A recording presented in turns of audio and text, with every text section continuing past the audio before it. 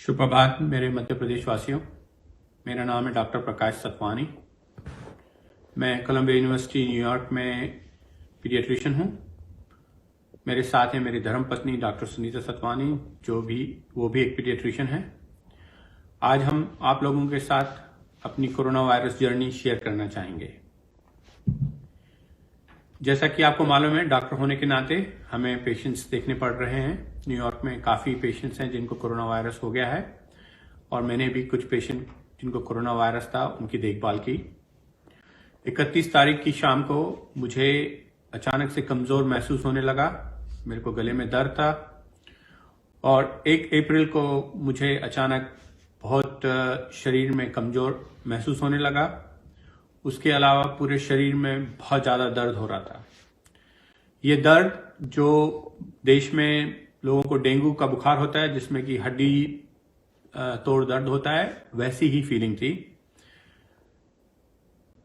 दर्द 2 दिन तक रहा बहुत ज़बरदस्त और कमजोरी भी 2 दिन तक रही बहुत ज़बरदस्त।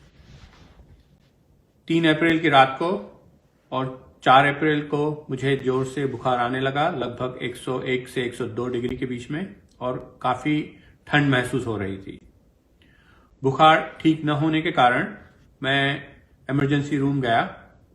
वहाँ पे अपने इन्वेस्टिगेशन करवाए। इन्वेस्टिगेशन में सबसे पहले जो नाक का जो स्वाब होता है वो लिया और चेस्ट एक्सरे किया। नाक के स्वाब में कोरोना वायरस पाया गया। सबसे अच्छी बात ये थी कि जो मेरा चेस्ट एक्सरे था उसमें न्यूमोनिया नहीं था। इमरजेंसी रूम में मेरे को हाइड्रोक्सीक्लोरोक्विन दवाई चालू की गई थी। हाइड्रोक्सीक्लोरोक्विन लेने के बाद मुझे काफ़ी साइड इफ़ेक्ट्स हुए।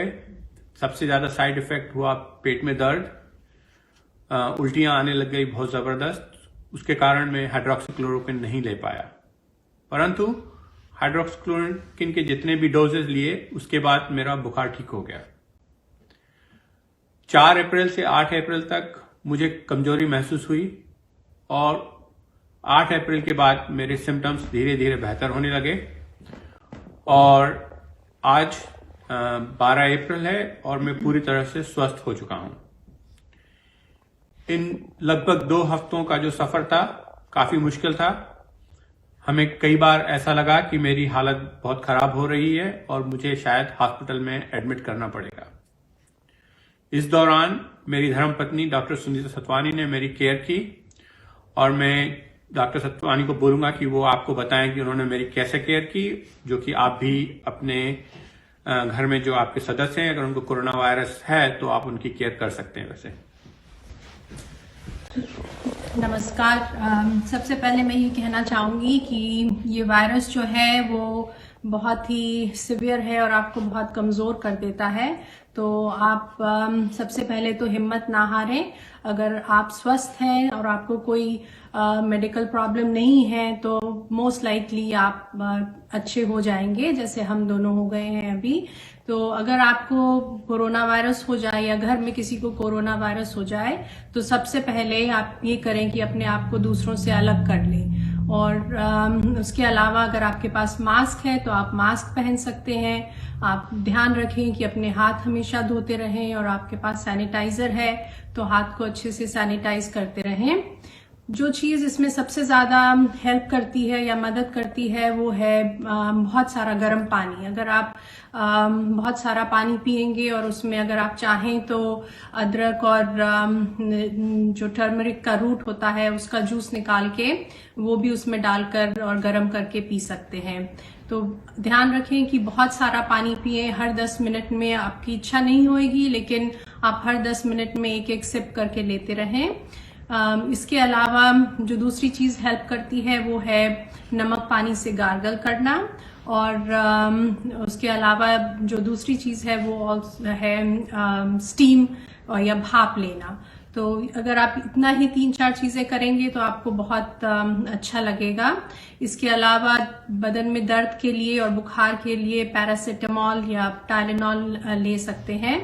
ज़्यादातर आपको और किसी चीज़ की ज़रूरत नहीं पड़ेगी। अगर आपको ज़्यादा सांस लेने में तकलीफ हो रही है या खांसी हो रही है तो अपने डॉक्टर को ज़रूर कॉल करें। आई एम श्योर ये छोटे छोटे तरीकों से और पानी से आप पीने से आपका जो है सेहत बेटर हो जाएगी। जो सबसे मेन मुद्दा है, जैसे कि आप न्यूज में सुन रहे हैं कि काफी लोगों की डेथ हो रही है, और जो डेथ हो रही है वो निमोनिया होने के कारण हो रही है। तो जो बहुत जरूरी है कि आप अपने लंग स्वस्थ रखें।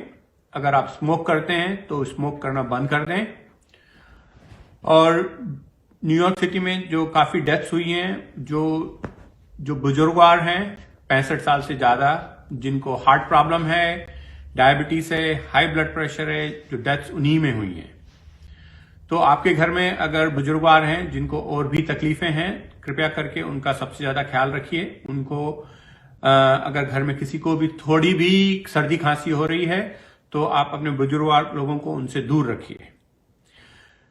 जहां तक डेटा का सवाल है, 95% से ज्यादा लोग ठीक हो जाएंगे कोरोना वायरस से ग्रस्त होने के बाद। तो आपको उस डेटा पे भी ध्यान देना है, क्योंकि हम लोग अभी इतनी न्यूज देख रहे हैं और न्यूज में जो सबसे ज्यादा बताया जाता है कितने लोगों की डेथ हो रही है, परंतु अगर आप डेटा को ध्यान से देखें तो आपको लगेगा कि बहुत सारे लोग ठीक हो रहे हैं। तो हम लोग आपको ये मैसेज देना चाहते हैं कि कोरोना वायरस अगर हो भी जाता है तो 95% से ज्यादा चांस है कि आप ठीक हो जाएंगे। अगर आपको सांस लेने में तकलीफ नहीं है तो चांसेस है कि आप ठीक हो जाएंगे, उसके बहुत ज्यादा चांसेस हैं। तो जो लंग की एक्सरसाइज है वो करें घर में। जैसे कि आप लोग योगा देखते ही होंगे, कपालभाति एक बहुत अच्छी एक्सरसाइज है, अगर आप कर सकते हैं तो कीजिए। और गुब्बारे फुला सकते हैं, और जस्ट लंग को ओपन रखने की जो भी स्ट्रैटेजी आप यूज करें करिए। और एक इम्पॉर्टेंट चीज है कि जो आपका जो नाक है वो बंद हो जाता है, तो अगर आप भाप लेते रहेंगे तो आपका नाक खुला रहेगा, उससे शरीर में ऑक्सीजन, लंग्स में ऑक्सीजन जाता रहेगा और शरीर में ऑक्सीजन जाता रहेगा, उससे आपको प्रॉब्लम होने की कम संभावना है। तो मैं